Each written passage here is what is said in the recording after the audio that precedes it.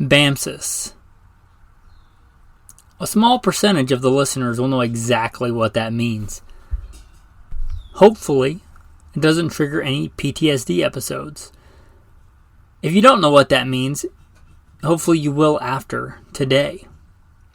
Military acronyms for the practical man. That's what we're going to talk about today. How can we use these common things that the military uses all the time to make you more effective, stronger, better, more alpha in life? Welcome to Alpha Male Podcast, the podcast where we talk about what it means to be a man, made in the very image of God. Strong, dominant, set apart.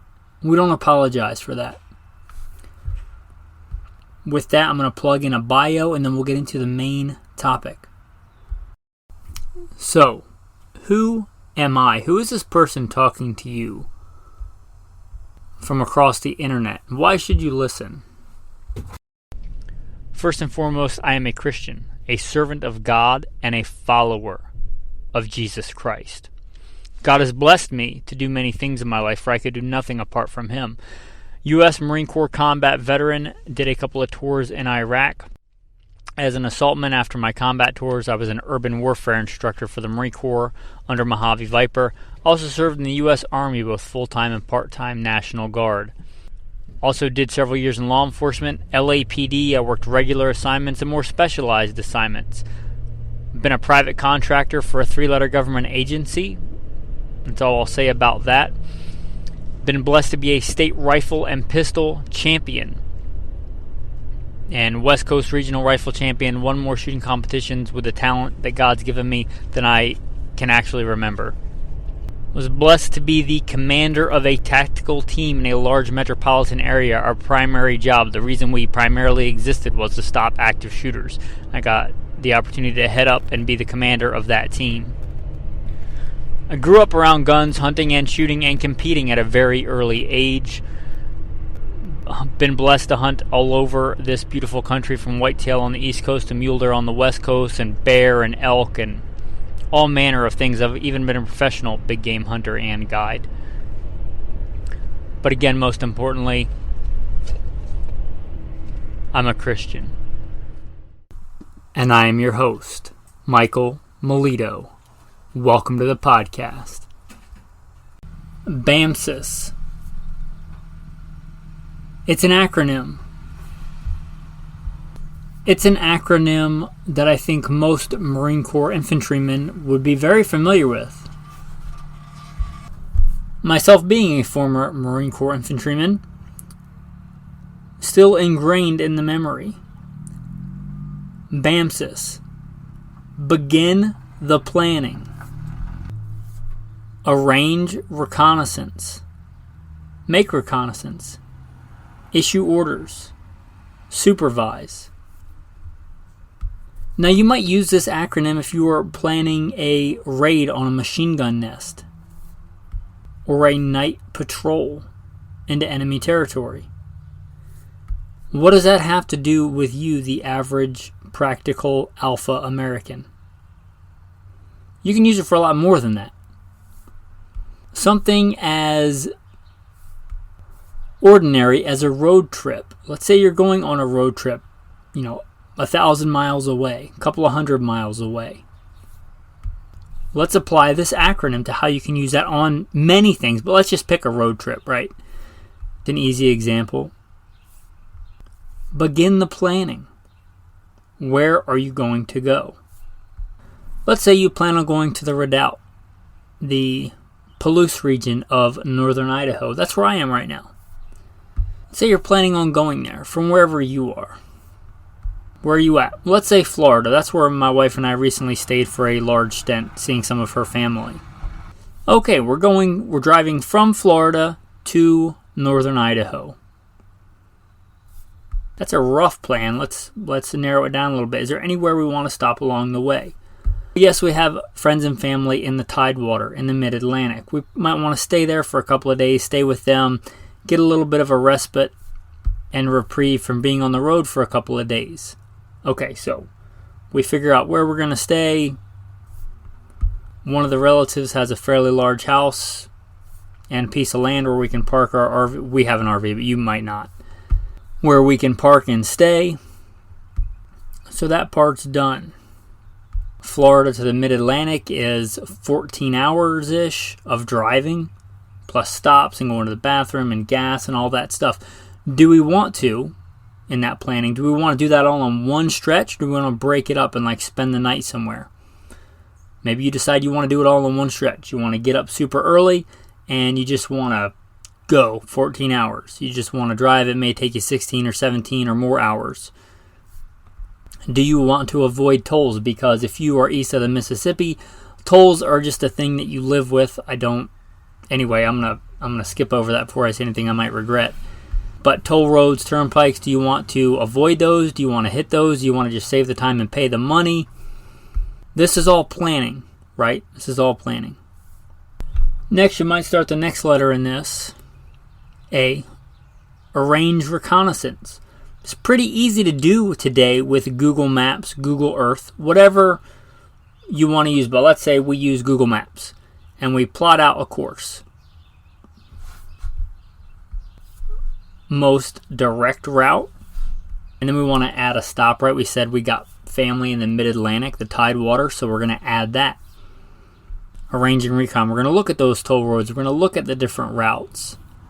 We're going to see after that when we go to northern Idaho. Now that's not one you're probably doing in one stretch. Not safely anyway. So you're going to look at places you might want to stay. That's part of that reconnaissance. I know that for me, I want to make it west of the Mississippi as fast as possible. That's part of what's going to go into that. Are there any places along this route that aren't too far off that I'd want to see? But yeah, I want to see Deadwood, South Dakota. I want to see Spearfish. Those are some places that I'm going to add. Maybe someplace I want to add a stop, stay for a couple of days in the Black Hills, living off the land, off-grid. I'm going to add that in there.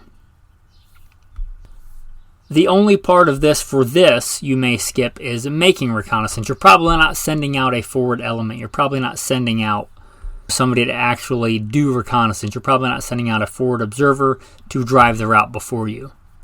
But you may do a variation of that in looking at reviews. Somebody that stayed at that campground, somebody that stayed in that area, somebody that stopped at this certain place. What do they say about it? You could kind of put that in the make reconnaissance category. They've already done the reconnaissance for you. They've stayed there. They've stayed at that place. They've found a camp spot in the Black Hills in the National Forest. I actually use that very example. So there you go. Make a recon. Complete the planning. Okay, we've got this route. I get a little bit more in depth. I realize, hey, Sabbath, I rest. I'm not going to be doing a bunch of stuff on Sabbath. I'm going to be resting on Sabbath. So where does that put me on this journey on Sabbath, depending on what day I leave? Well, that's going to put me in Minnesota, Wisconsin kind of area. Okay, well, what can I do there for that Sabbath? Is there any cool little towns? Any cool little wilderness spots I can go explore? It turns out that might put me pretty close to La Crosse. But maybe I'll check that out. Maybe I'll check out the upper Mississippi River Basin. Completing the planning. You might start another acronym. PMCSing your vehicle. We may or may not get into that today, but checking your tire pressure. Check. Checking your oil and your brake fluid and your radiator fluid. All those things. Right? Making sure you got a spare gas can topped off. You've got a tire repair kit good to go. All that stuff. Begin the planning. Issue orders. My wife and I should both have this plan. We should both have this route. We should both roughly know what days we're going to stop, where we're going to stop. Now things can change on the fly and you should be able to adapt to that. But we have a plan. We've done the BAMSIS, or at least this part of the BAMSIS. We're issuing orders. Hey, we're leaving on this day as the head of the household. Hey, we're leaving on this day. This is where we plan on stopping. This is where we're going to rest for Sabbath. And the next part, supervise. How is this mission going? Is that 14 hours in one stretch, is that a bit too much for the wife and the dog? Maybe for me. Supervise. Look soberly. Is this a good plan? Do we need to adapt this plan? Was my plan to get to La Crosse a good one? Am I going to make it there on time by Sabbath, or do I need to adjust on the fly and stop somewhere else? When we stop, I need to get out and check. Gas, oil. Is the trailer hooked up correctly, or the lights and stuff still working? All that stuff. That doesn't mean just kicking back and putting your feet up. A good supervisor, a good leader is a servant leader. So I'm stepping up and having to adjust and work on things that need to be adjusted and worked on. And well, that's just one example of one acronym. BAMSIS. Begin the planning. Arrange recon. Make recon. Complete the planning. Issue orders. Supervise. The next one. SMEAC. No, that's not some fancy French spread that you put on toast. No, it's not some kind of bloodborne pathogen. SMEAC is also commonly known as 5-paragraph order. It's pretty common in the military, at least our military, for operations orders, doing operations, things like that. And it's a good, loose thing to stick to, not just in the military. I mentioned I was a commander of a tactical team to stop active shooters. A lot of my guys were military, some of them were not, and some were foreign military. I don't know that they use this acronym. We had more than a couple Israeli Defense Force guys, good guys, if they're listening. Appreciate you. But we would use this for operations orders. It's a good, proven system. 5-paragraph order. You can use it in the business world, in the corporate world, in planning for... I suppose you could use it for planning a wedding. You could use it for all manner of things. You can look it up on Wikipedia. I remember the 5-paragraph order. I can't say that I remembered all the little subsets of it. But the 5-paragraph order, again, you can look it up on Wikipedia. But SMEAC is the acronym that you may hear. But situation, mission, execution, administration and logistics, command and signal. And again, this is not biblical canon. You can change this. If you decide some of this doesn't apply to you, then you can remove it. But it's a good place to start. Now, I don't want to go through a whole other example like I did with BAMSIS, but 5-paragraph order, situation under that is enemy. You may apply a different word to that than enemy, but that doesn't make it unapplicable, the whole subsection for you. One real good one in there is MCOLA, enemy's most logical course of action, an acronym inside an acronym. There'll be many acronyms inside this acronym, but what is the adversary most likely to do? You might use this. We just did a episode on home hardening. What's the most likely way that somebody is going to break into your house? What's the most likely time frame? Enemy's most likely course of action. Doesn't just apply on a battlefield. If you lived in a major metropolitan area in the past, half a decade, you may have dealt with looting and rioting and BLM criminal activities.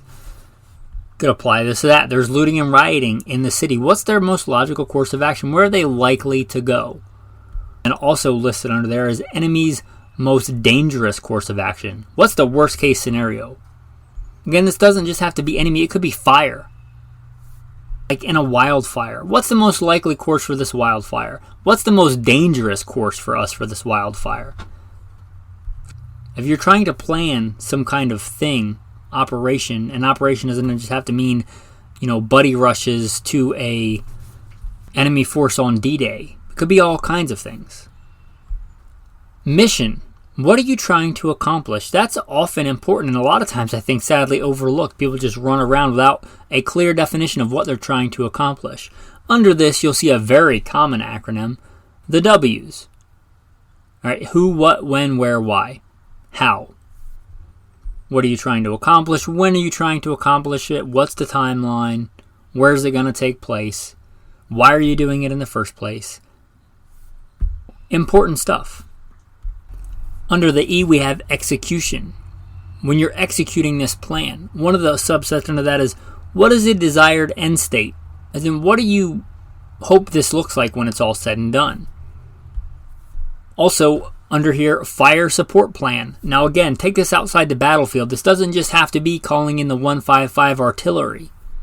It could be that, it can be that, but fire support plan. Hey, if at the wedding reception we run out of ice, fire support. Who's bringing more ice? Do I have a designated runner for ice? At this wedding, I don't know how many groomsmen there are at a wedding normally. Let's say 4. I don't know. One of the groomsmen forgets that he's supposed to have a black bow tie and he brings a regular tie. What's my bow tie support plan? Do I have a spare bow tie on hand? It's a black bow tie. Probably worth it to just get it. So you order one on Amazon 2 weeks prior and you have it in a Tupperware container.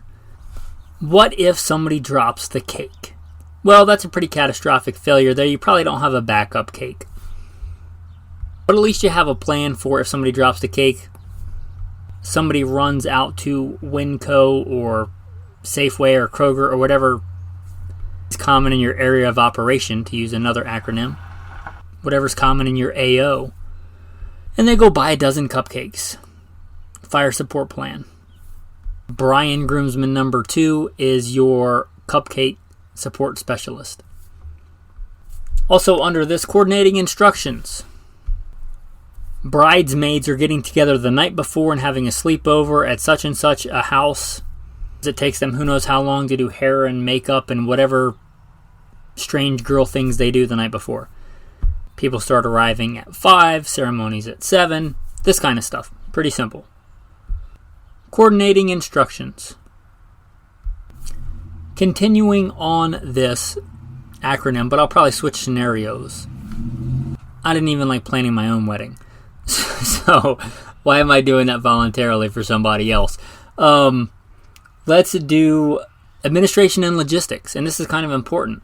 Let's say we're doing a camping trip. We're going up in the Sawtooth Wilderness, which is something I plan to do pretty soon with the wife.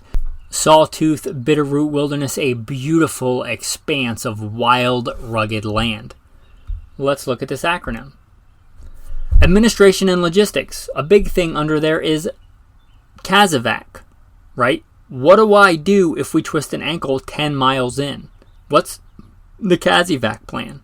Well, I'm probably making a cane and hobbling my butt out of there. Or if it's my wife, I can carry her. We can ditch our packs and I can carry my wife 10 miles on my back if I have to. So either one of those.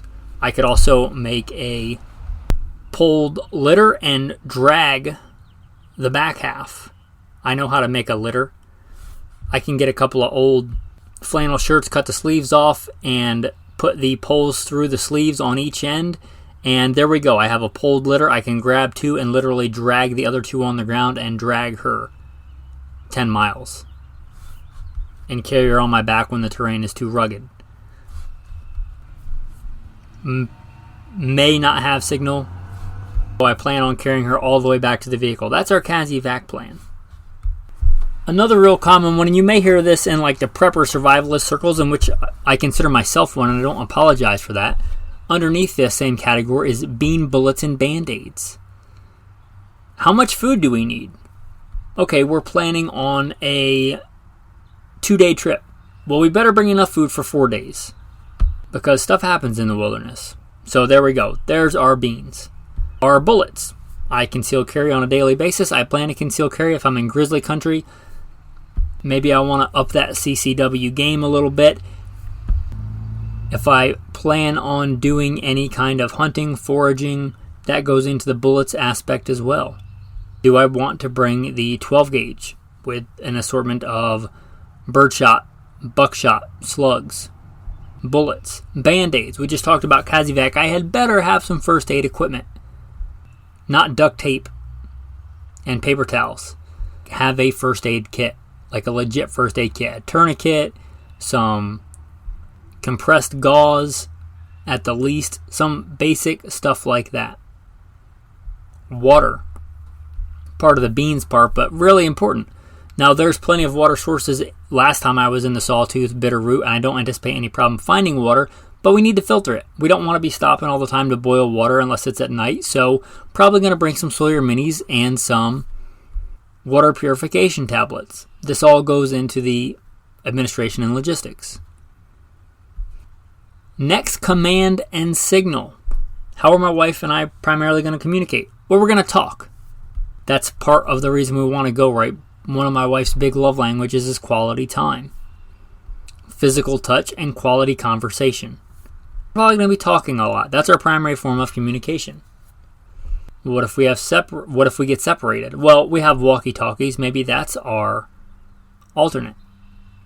Contingency, if we get separated even more, we can try our cell phones. We probably won't have service. An emergency. I have an inReach. Kind of like a very small sat phone that we can use to send emergency messages pretty much anywhere in the world, or anywhere that I'm aware of that I would be. This is where you see another acronym pop up: primary, alternate, contingency, emergency. Now, next, I'm going to switch the scenario again. Let's say instead of my wife and I going in the Sawtooth Bitterroot, it's a hunting party. There's, a fire team's worth. There's 4 or 5 of us going into the Sawtooth Bitterroot. Okay? So let's say that we're doing that, and we're looking at the next part of this: command. Location of key leaders. Who is in charge of this? It's not just we just meet up somewhere. Somebody's going to be in charge of this operation. Who is in charge of this? Location of key leaders. How do they get a hold of the person in charge? Okay, Joe's in charge. Okay, succession of command. Joe is the one that twists his ankle. Somebody's going to stay behind with Joe. Everybody else is going to hike out. Who is in charge when Joe's not there? Succession of command. Location of key leaders. Anyway, that's a brief synopsis and kind of play-by-play of some of the different parts of that acronym of SMEAC in the 5-paragraph order. Along the lines of acronyms, you may want to familiarize yourself with the military phonetic alphabet. Law enforcement uses a different phonetic alphabet, which was often frustrating when I was law enforcement because I did both military and law enforcement, or especially if you were law enforcement and in the Reserve or National Guard, and you have to switch back and forth between the two. But since we're doing military acronyms, the military phonetic alphabet: Alpha, Bravo, Charlie, Delta, Echo, Foxtrot. Why might you want to know this as a civilian? Well, sometimes in our modern world with our cell phones, we don't get the best connection. You're trying to tell somebody something that's important, but they can't really understand you. You can literally spell it out. Letter per letter. Letra por letra. You can spell it out. And I think that's probably worth knowing, the phonetic alphabet. Another one, pretty vital. SOPs. SOP, Standard Operating Procedure. You should not just have these if you're in the military or law enforcement. You should have these if you're a practical alpha male. For your family, for yourself, for your business. Standard Operating Procedures. You think about it, lots of places have this. What is a fire drill that they drill for in school, if not an SOP? If there's a fire, here's what you do. There's a fire, here's where you exit, here's where you go. Here's your standard rally point. This is your standard operating procedure for a fire. You should probably have those established so if something happens, everybody's not running around like a chicken with his head cut off trying to figure out what to do. They know because it's the standard operating procedure. Even my dog knows SOPs. For instance, he knows the SOP if we're on a trail or something, a path, a sidewalk, and a bicyclist or somebody with another dog approaches. He knows to lay down beside me and wait for a command or to let them pass. He knows that, and he does it automatically because it's standard operating procedure. If he sees somebody coming with another dog, he lays down as a standard, and he waits for me to either give permission to say, okay, it's okay, to go and say hello to that other puppy, or he lays there and lets them pass. That's a standard operating procedure. He comes to my left side, and he lays down on all fours, and he waits for me to give a command. That's his SOP. That's his standard operating procedure. Is he perfect? No, but many times he does that without me even realizing it. He'll see somebody before I do, and he just goes down. That's his SOP. I also know my dog's SOP when he smells something out of the ordinary that I should take note of. He points. Now, Alexander Hamilton, I'm very blessed to have. He's a great dog. I don't know if all Rhodesian Ridgebacks point, but he certainly does. If it's something that I should take note of, he'll point. If we're on a trail in the woods, he did this yesterday. He pointed. Now, it's my job as a hunter and a tracker to look at that trail and decide, okay, that's obviously an elk print, fresh elk sign. No worries. Just tell him leave it and we'll move on to the next thing. Or, hey, that's a bear. It's late spring, early summer. Look around. Oh, hey, that's a mama bear with cubs. Probably we should get out of here. Also, I know his SOP for danger. He howls. He howls when something dangerous, and he doesn't do it very often. So when he howls, I take notice. One time he and I were fording a pretty substantial creek in the Pacific Northwest. And I was a little busy trying to get swept away in the creek and fall over and to get it to the other side. So my situational awareness for other things was a little bit subpar, I'll be honest. He starts howling. I know that's something important. And pretty soon after, he has a very substantial, big, angry black bear up a tree, literally snapping its jaws at us. I still have video of it. I was very proud of him that day. I drew my gun. We decided to just back off. It was a big bear, but it wasn't big enough for me to shoot. I could have. We decided the best thing to do was just leave. But that's his SOP. If he howls, I know to pay attention. He doesn't just howl at anything. It's a very rare occurrence, and I know that if he howls, that's his SOP for something is potentially dangerous here. No, it's not all the time dangerous, but he perceives it as dangerous. That's his SOP for danger. Here's another real practical one for you. What's your SOP for somebody running at you with a knife? If you listen to this, I assume you standardly operate with a concealed carry gun. If you're an alpha male listening to this in America, and you can, I assume you have a sidearm on you. What's your SOP for somebody running at you with a knife?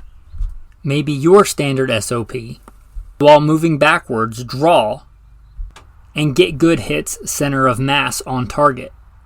You probably know that and train that and have that ingrained before somebody actually runs at you with a knife and you're like, oh, what do I do? Well, you know, because you have a standard operating procedure for that. You've trained with it. You've drilled it at the range. Some people may have the mindset that you never move backwards. You never give up ground. Well, if somebody's running at you with a knife, you don't want to go towards them and present your gun to them. If they have a knife and you have a gun, you making space gives you a tactical advantage. So anyway, SOP for a guy with a knife. Here's another one that my wife knows. She walks on my left side. When we're out and about, we were out walking around this charming little town in northern Idaho yesterday. She knows, and she did it without me having to tell her. In fact, she said, switch sides, huh? And I said, yeah. She knows to walk on my left side.